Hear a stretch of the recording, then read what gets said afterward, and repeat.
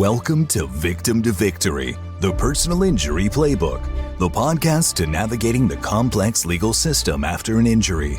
We bring you the expert insights and guidance you need to navigate the legal system with confidence, help you make informed decisions, and get the compensation you deserve. Don't let insurance companies take advantage of you. This podcast is designed to empower you with the knowledge you need to protect yourself and your loved ones. So sit back, relax, and let's start exploring the world of personal injury law together.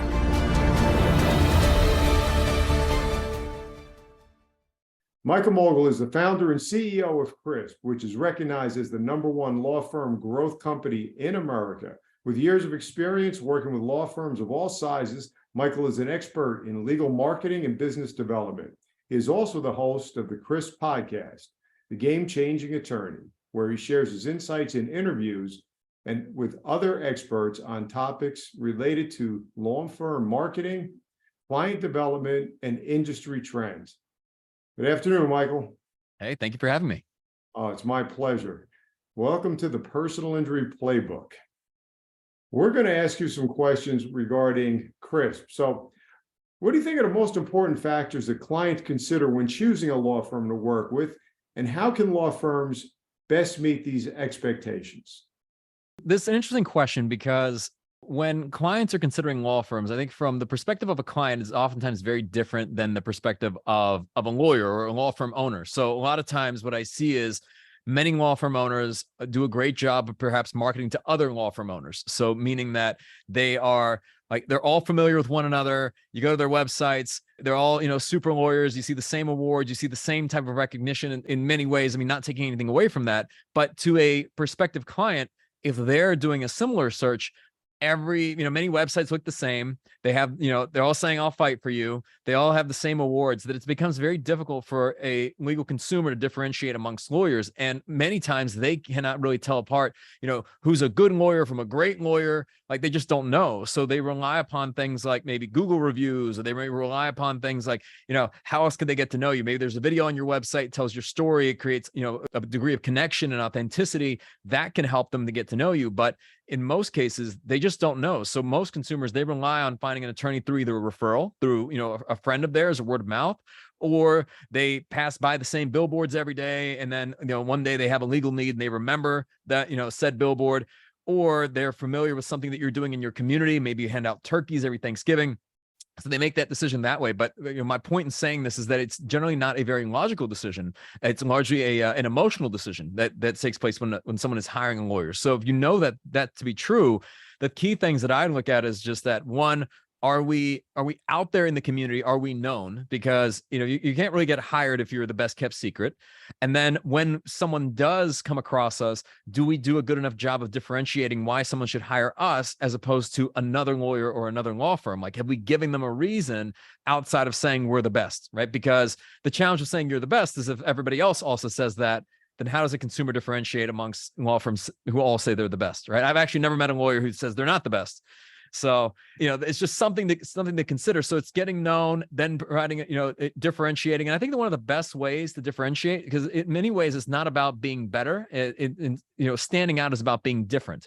And that could be, why you do what you do, why you practice law, what led you to become an attorney, just what are your values, what is the culture of your organization, all of these things that someone could connect with and see behind the law firm in terms of saying, hey, not just some impersonal lawyer, but someone I can connect with, I can trust. This is someone who has a family of their own, maybe who grew up in the same community they now practice in, things like that. So that's where I would start, really differentiating and standing out. But really, at first, just getting known, getting out there. Michael, those are some great points. What I want to ask you is, you're giving some great insight, but what is CRISP, and how did you decide to get involved in the legal field? So when I started CRISP, we started the company in 2012. So a little over 11 years ago. And when I started the company, it was a video company. We were focused on working with larger brands like Coca-Cola and Verizon and Red Bull and so on. We were helping them differentiate and stand out. I did not find that as fulfilling and rewarding. So we really started to focus on working with small businesses, which we were also a small business. And I felt that we could make a much greater impact for them. Now, when we shifted to working with lawyers, this happened by accident. We actually had a lawyer who came to us. She had no online presence, but was a great attorney. And we produced some videos for her, placed those videos online. Her business grew tremendously. At the time that she came to us, she really didn't have a tremendous amount of resources. It was difficult for her to compete against big players in her market. Great attorney, cared deeply about her clients, but just did not have the financial means to invest in a lot of like traditional mediums, for example. That's why we produced videos for her and placed them online on social media platforms like Facebook and YouTube and Instagram and LinkedIn and so on. But, several months went by, her practice explodes because now she's differentiating and standing out online. We did this for another lawyer in another law firm. And at the time, like I didn't know much about the legal profession or the legal industry. And as we were working with more and more law firms, what I learned was that here's a super competitive, like very saturated, potentially commoditized profession where you've got a ton of lawyers that are competing to differentiate and stand out. It's a very saturated, like just profession in general. Like you have a lot of supply and sometimes variations of demand. If you're a contingency fee-based attorney, it's free to work with you, right? So it's like you can't compete on price really. So what do you do? And what we realized is that this was a perfect fit for us because what we were doing was helping businesses that are very like commoditized or in very saturated markets differentiate and stand out. So that's where it all began. We produced these short form videos, like 2 to 3 minutes in length. They were almost like movie trailers, but it would showcase the lawyer and the law firm about what their why is, why they enter the practice of law. It would humanize them. It would create a degree of authenticity, and it would really brand them and position them in a way of just saying not just here's what we do, but why we do it. And it would give them that competitive edge, especially online. We started with video. Then we realized that if you have this great content to stand out and differentiate, well, what do you do with it? And that's where we got into the placement of said content, because many of our firms, they put the videos up on their websites, and they put them in maybe their email signatures or profiles and things like that. But outside of that, it's like, how do you really get that content out there? So this is where we started placing it on social media platforms like Facebook and YouTube and LinkedIn and Instagram that have really great targeting and data options of just being able to reach a ton of people at a very low cost.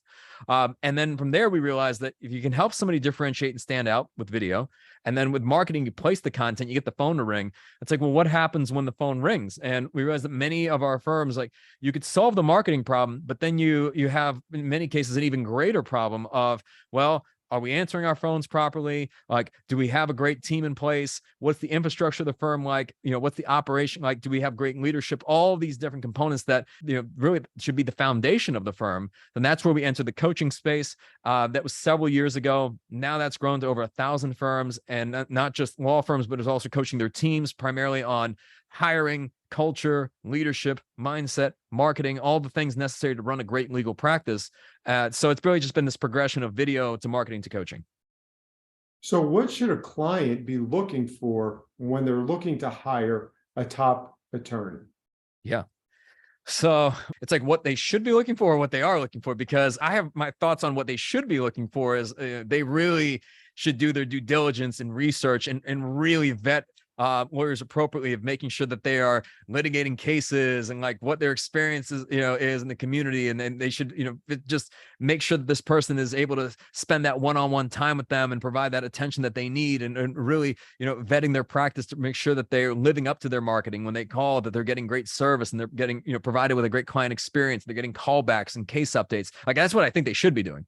But in terms of what they are doing, it really just comes down to, do they like you? Right. I mean, it's the principles of like know, like, and trust. I mean, people, that's who generally people do business with. And so they can't hire you if they don't know you. And let's say then they know you, now you have a chance. But now if they know you, they're not going to really do business with you if they don't like you. And then finally, they probably won't sign on the dotted line unless they trust you. So if you can convey all three, that's generally how consumers are making those decisions, that we're going to hire the person that we know, like, and trust. But that does not necessarily mean that they're the best lawyer, unfortunately. Well, let's say you do get them to like you and trust you. How do you then, as a lawyer, establish a strong relationship with those clients? And what are some strategies that a client should be looking for that a lawyer will use to build that trust and Yeah. loyalty with the client? Yeah, so I think this is one of those things that it's, you've got to love people. I think everything is a people business, and this is no different. If you're a lawyer, you really want to be able to build that level of trust. I mean, you've got to deeply care about your clients. It's such a, in so many ways, it's such a selfless profession, and it's, understanding that putting yourself in their shoes, that they're going through perhaps one of the most difficult situations of their lives. Whenever they're calling a lawyer, I mean, as many know, there's nobody really wants to deal with the lawyer until they have to, and when they have to, it's like at that point they're like, I hope I have the best one. But they're scared. They're perhaps dealing with a very, very difficult time in their life. So that's where I think over communication is important. Continuous updates are important, making sure that they understand the legal process of here's how this is going to go, because most clients are very unfamiliar with it. Setting the right expectations is also very important, because I think some clients have this idea, whether they see it on TV, in different legal advertising, that, they're going to get some multi-million-dollar settlement, right? And that's going to be the outcome of every case, which unfortunately isn't true. Every case is different. So I think it's just over communicating and saying, like, here are going to be how we're going to work together. Here's what our process is. Here's how we're going to update you, and then following through on those commitments. So again, it's just laying out the expectations and then making sure that, they're clear on that, because it's always expectation management and over communication. And now when somebody knows what to expect, and now you're saying, I'm going to update you every week or every 2 weeks, we're going to send you an email update, or I'm going to call you, or whatever it is, now they're at ease. And I think that can reduce a lot of friction that potentially somebody could have. It also can solve, what end up sometimes being client frustrations, which the most common one is that I haven't heard from my lawyer. I don't know the update on the case. By the time it gets to that point, now you're having to solve a problem. So you can handle that on the front end by setting the right expectation. Right. I think over 95% of negative reviews are caused by lack of communication with the client in the unknown. Now, Yeah. Speaking of, you touched upon this a little bit about online reviews. How have online reviews and social media impacted the way clients choose lawyers? I would say that it is no different from how clients choose lawyers, almost to how they choose restaurants, right? Or even how they choose movies.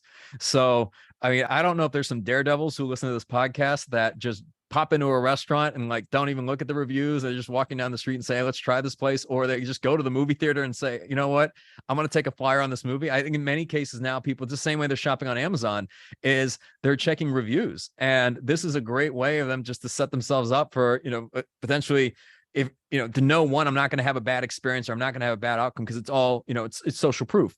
So, and that's really what reviews are. And it's potentially like testimonials from other people sharing their experiences.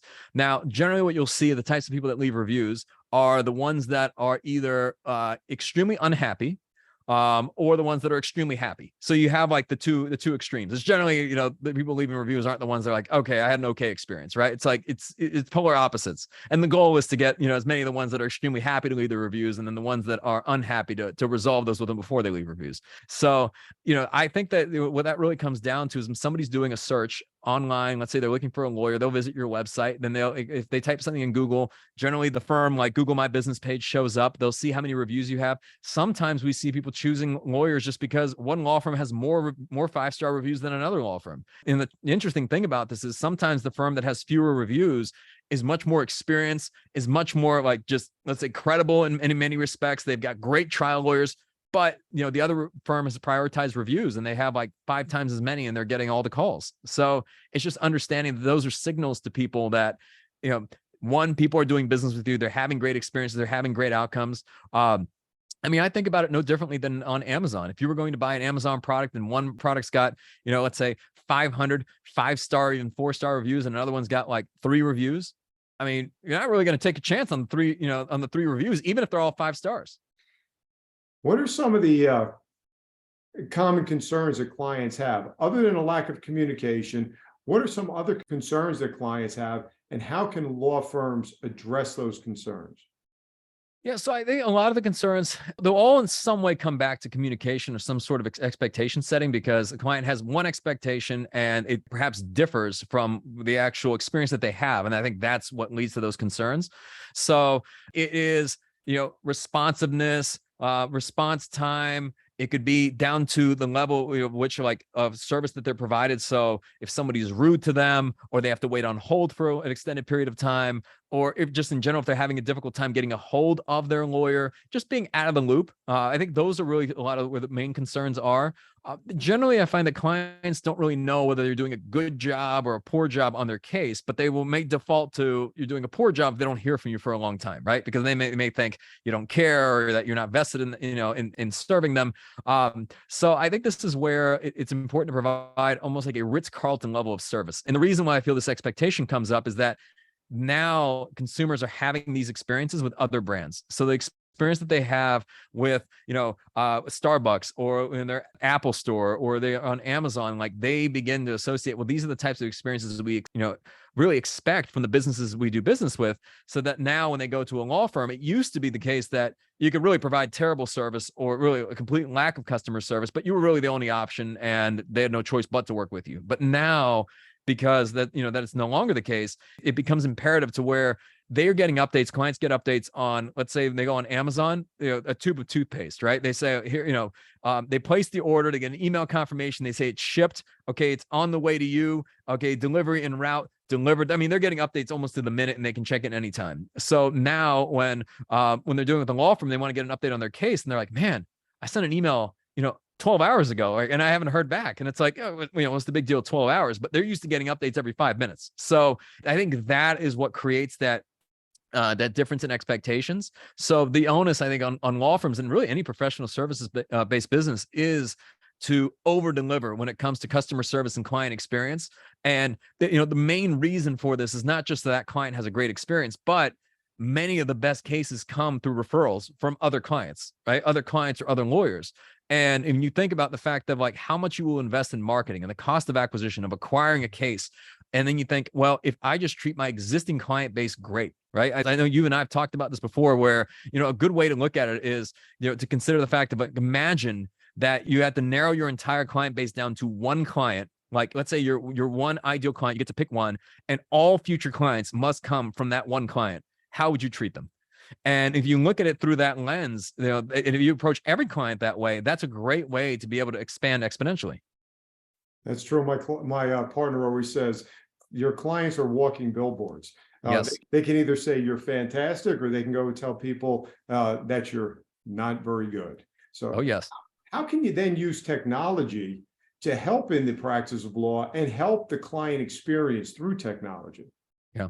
So I think this comes back to just having a great case management platform. So everything being systematized.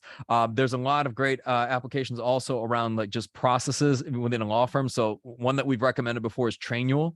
Trainual is a great tool that you can use to document all of the processes within your firm and across every department. And it can also be a great training tool when you're onboarding new team members, for example. But when you're using any case management platform, and it doesn't really matter which one, I think the most important thing is that it's in use at the law firm and that everybody is updating it consistently and that it's, you're running on a consistent system that provides you get great data and reporting. But, if you can use a platform like that to leverage technology, you can now, you can take the data that you get from it. So if for example, like in every single, like in your CRM, you pull up a client record, you've got information about them. It could be everything from like their birth date to their name of their spouse to just even general information that's collected on through an onboarding or on the calls. Like now you can, send them cards on their birthday, right? You can, that there's certain things that they enjoy. Maybe they enjoy going to certain restaurants that they mentioned. Great. You can send them a gift card to that restaurant. It can be like these types of special touches.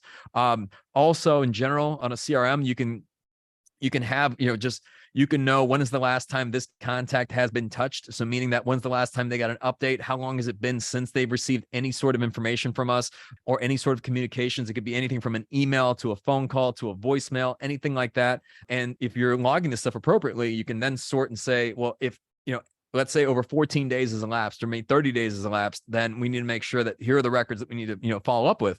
So that's a great way to stay in touch as well. You can put things on the front end. Let's say you've got an intake management platform, or you use an IVR, like an interactive voice response, a way to be able to route callers, things like that. You have an after hours answering service, like all these different things that you can use to make sure that you're providing great service. You can also do texting with clients. e-sign, which I mean, I think, law firms that have to mail out documents for somebody to sign. I mean, I think that creates a lot of friction. You should be able to sign clients over the phone, like while they're on the line. You can text them the e-sign, sign them right then and there. So there's just a lot of great ways to be able to create efficiencies. And then, there are a lot of things that we've seen even since 2020 in the COVID era that, that advanced a lot of legal technology, almost forced the hand of legal technology of having, moving to Zoom remote depositions, being able to do client meetings like just without having something to come into an office. Although I'm an advocate of, I think a great in-office experience is a significant competitive differentiator. I think that's a wonderful thing. So those are just some examples of ways you can leverage technology, but a lot of it just comes down to, can you get great data? And then what do you do with that data? What other advice do you have for law firms that are looking to improve the client satisfaction rates as well as the retention rates? And where should they start? Yeah, so I think it's important to be able to get a baseline. So if you want to improve client satisfaction, I think it's important to know how do we presently rate that? And you can do that in a number of ways. You can do it through like feedback surveys. You can do it through like Net Promoter Score, referability, things like that. And it's really being able to survey clients at different touch points, ideally not just at the end, because if a client's going to tell you at the end they had a poor experience, there's really not much you can do about it at that point. It's much better to be able to survey it, very early on, and even, at any time after a phone call they may have with a lawyer or, in a member of your team, that they get a quick survey that they can submit of saying like, what was your experience? Do you have any feedback for us? In that way, you can know, sometimes it's, I think it was Joey Coleman who wrote the book, Never Lose a Customer Again, that shared that sometimes, oddly enough, that someone can start, and by having a negative experience, your ability to make that a great experience actually leads to a more positive review than you would have gotten if you just had a great, experience from the beginning, right? So I'm not encouraging providing a negative experience. It's just saying that your ability to turn that around, is imperative to producing great outcomes. So I think those are a few ways to do it. We're saying surveys, Net Promoter Score, trying to think what else. I mean, we survey everything. I mean, if I could, I'd survey every time somebody goes to the bathroom, how is the bathroom clean, right? Like, what was your experience? Like, anytime somebody comes to our office, like, well, how was the food? How was your experience with our team? The other thing actually I'd recommend is, coming up with a list, and maybe it could be like 10, 20, clients. It could be even at random that you as the firm owner just reach out to every single week. And it could be as simple as asking them, saying, hey, I just want to reach out. How has your experience been with our firm? Do you have any feedback for us? It could be short calls, but it would mean the world to them. And sometimes you're going to be able to get great feedback that someone may not submit in a survey. You'll learn about things that, you have an opportunity to correct. So it's just simply being proactive and truly caring about the client experience.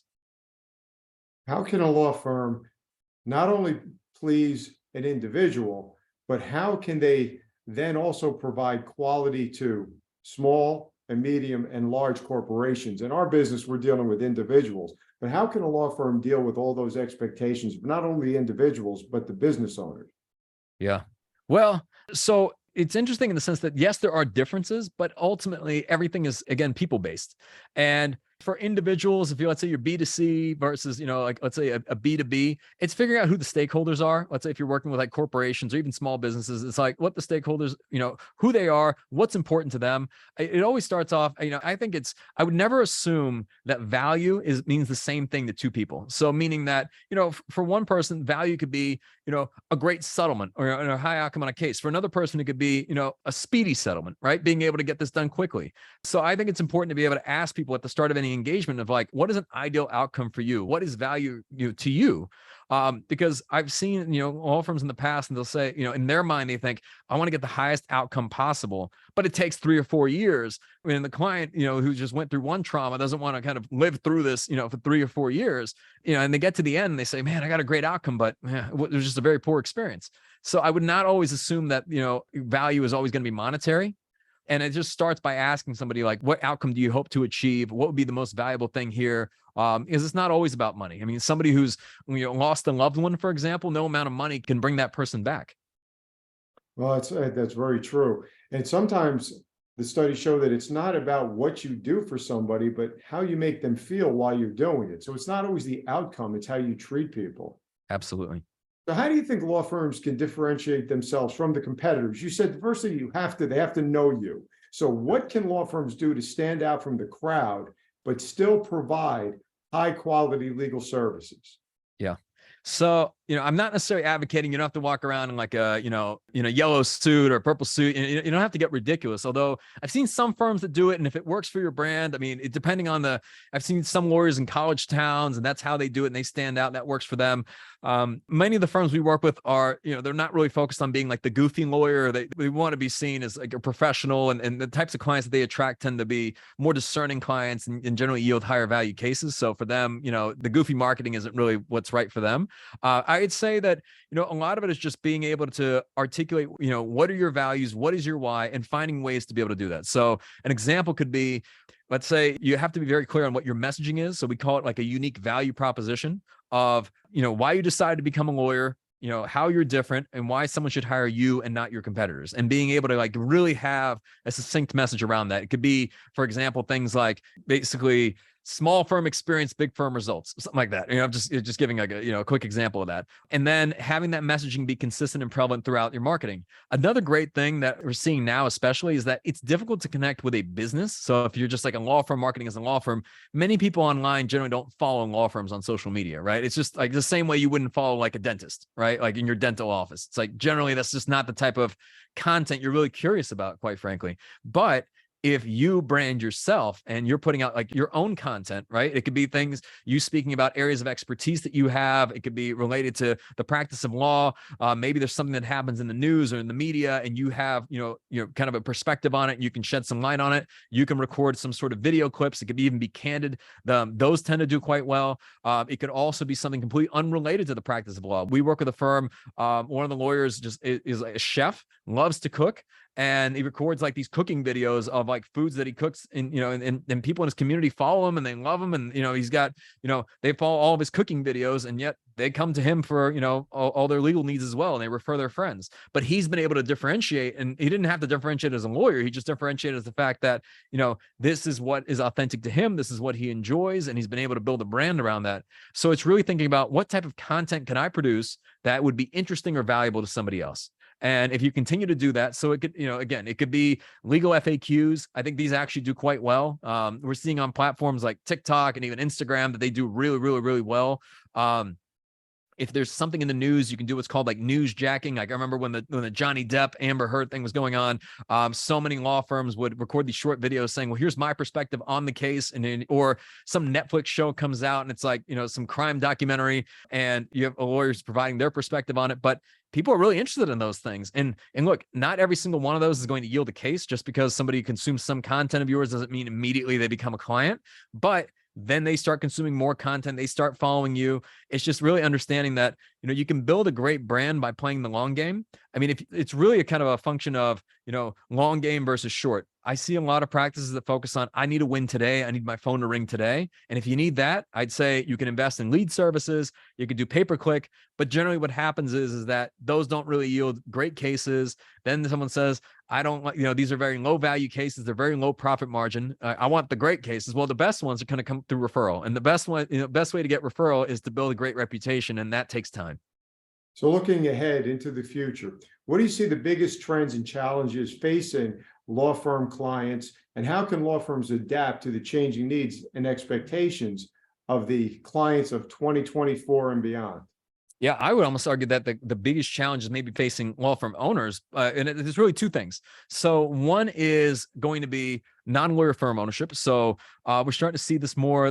So Rule 5.4, which, basically the ABA rules, professional conduct, essentially limits non-lawyers from fee sharing with lawyers, and also non-lawyers from participating in legal practices. But in Arizona and Utah and some other markets, now Rule 5.4 has been removed, which means that you're going to see an influx of non-lawyers, whether it's venture capital or hedge funds and so on, really getting into the practice of law.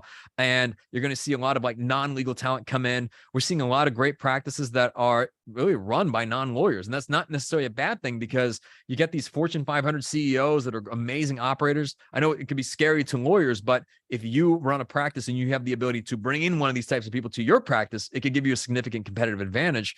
Also, with the capital influx coming in, if you look at a lot of the types of, ways in which you can get funding right now as a legal practice, a lot of these loans, respectfully, are almost like borderline predatory. So this provides a lot of like great options if a law firm wants to scale, or let's say you one day wanted to sell your practice. many options right now. You'd have to sell, to another law firm, which may limit, the valuation you can gain from said practice. But if through non-lawyer firm ownership, now if non-lawyers can acquire your practice or take an ownership stake, the value you can gain from selling your practice could be much greater. So that's going to introduce, a whole slew of interesting challenges, but I think also interesting opportunities in that it may get tougher to market. It's going to maybe get more difficult to differentiate and stand out. There might be challenges in terms of attracting great talent, but you're also going to see a lot of opportunities where you can get additional funding, you can get invested into, you can find amazing candidates out there. You have an opportunity to bring in equity partners that could be non-lawyers, which could be much more seasoned candidates. So there's a lot of opportunities there. The second thing is, I don't know that a podcast goes by now where I'm not talking about like AI and artificial intelligence. I mean, this is absolutely transformative. It's already here. And it's being able to leverage that technology, so, the saying is, it's like, you won't be replaced by AI, you'll be replaced by a person using AI. And the idea is that AI is like the ultimate virtual assistant. And it's the ability to be able to operate so much more efficiently, so much more effectively. And it's, continuously improving in orders of magnitude, just almost at an exponential pace, that it takes, if you were spending a lot of time writing demand letters and legal briefs and so on, like you can see what ChatGPT does now. It's not perfect, but it can get it at 80 to 90% of the way there. And you may see that the greater skill right now becomes in editing, and that's just so much writing. But, if you look at, let's say you've got two types of law firms, for example, one that's leveraging AI entirely. They're no longer like just writing their own briefs. They're having ChatGPT do it. Then they're editing, and they're able to get this done in like 1/10 the time, maybe 1/20th the time. And then you've got another law firm that just ignores all this entirely. On a long enough time scale, like one is getting increasingly more competitive and one is getting increasingly less competitive. So it's embracing this type of technology of how do we use this to create greater efficiencies in our law firm? Because you will get away from the type of, I think, transactional work and much more focusing on relationship type work. I think trial skills are going to become much more valuable because those won't be commoditized. But I think if it's just, if you're just sending documents back and forth, those types of things, I think those will be, become much more efficient through AI and platforms like ChatGPT. And there's other AI like legal platforms, I think like Harvey, for example, that just got a lot of funding. So those would be the two main ones I pay attention to now, but there's always change. And I think one person looks at these things as threats. Another one will look at it as opportunities. But I think no matter what your perspective, it's understanding that, change is here, and we have to adapt, and consumer expectations evolve as well. And I find that the firms that are embracing this are going to have a huge competitive edge. They're going to thrive. I mean, you're going to look at the type of work that you're doing, all the repetitive type of work, all the things that may not be the highest and best use of your time, that may be mundane, that may be super detail oriented, all these different things. Like, you'll be freed up from those tasks to focus more on things that are relating to critical thinking and strategy, and perhaps are even a higher and better use of your time. So I think it's actually a very exciting time, but those that ignore this stuff and don't adapt, I think, are in for, a world of pain. Michael, just an example of that is I was doing a presentation on grading attorneys and grading files. So in grading attorneys, 35 years of experience, I put together a beautiful PowerPoint presentation. I said, you know what, let me check ChatGPT to see the comparison. It came up with what I learned in 35 years. In about 30 seconds, it spit out the same 6 criteria in a slightly different order. I was just dumbfounded. So Yep. It's an incredible asset. So Absolutely. And now what I find is that now if you're using that every day, think about the time savings. And it's like, it's important to be able to fact check this stuff, right? Because ChatGPT and platforms like that are only as good as the data that they're sourcing from. So the expertise is still important, but if you can leverage that every single day, now you can take the time you would have spent towards that and apply it to something else. yeah, it's incredible, and you have to embrace it. You really do, because it's only going to become more and more sophisticated and used more and more. Yeah. So if you don't adapt, you're probably going to perish in this industry. So finally, Michael, how can CRISP help, in conclusion, summarize how CRISP helps attorneys become better law firms and attorneys who become better lawyers to help clients in the personal injury realm? So there's the 3 components we really have been discussing, right? So it's one, we help law firms differentiate and stand out. just to be able to, find like, what is your why, your story, your unique value proposition, your message, and be able to put that together. In our case, we do it through videos, which, there's so much consumption of short form video. I mean, that's how we're consuming the news. It's how we're consuming pretty much all the information online now. And people, with short attention spans, that's how they're being engaged. Then it's getting known and getting that content out there. So, the content's only as good as the people seeing it, right? It's like, basically like the billboard in the desert, right? If somebody is not consuming said content, it's not, it's not valuable to them. So placing it where they spend their time, targeting it appropriately. So let's say you're B2B, you focus on working primarily with corporate clients. Maybe LinkedIn is going to be a great platform for you to place content. If not there, it's pretty much Facebook and YouTube and Instagram and even, even platforms like TikTok. And then finally, it's really getting the business foundation right and the fundamentals of being able to attract great people, being able to set your team up for success, having great metrics, great data, great reporting, having great operations and processes to provide, a world-class client experience. And all three that we talked about of just differentiating and standing out, getting known, getting the marketing out there. And then finally that, really running the practice like a business and being the CEO of your firm. All three are integral to running a great practice. And I'd say that, if it were me, now I look at it and, in hindsight, I'm like, I think we did this backwards, because I would always start with the foundation. I think the marketing is like the cherry on top, right? If the practice is a mess and you're not confident in your team and you just don't have your systems right, pouring on additional marketing is just going to exacerbate any headache that you have, right? If you're already working 100 hours a week, I can promise you getting the phone to ring more is not going to make your life easier, right? But if you have a strong foundation within your practice, then it's like, pouring gasoline on an already burning fire, and that just, scales everything. So I think it's really getting those three components right. Thank you, Michael. And what is your goal of CRISP? So our vision, by the end of 2024, is we want to help 1,000 law firms grow their revenues by $1 million each. So I think we're on pace to actually, we may get there by the end of this year. That's fantastic. Michael, thank you so much for your time. Great having you on Victims to Victory. Yes, my pleasure. Thank you. All right, Michael. Bye now.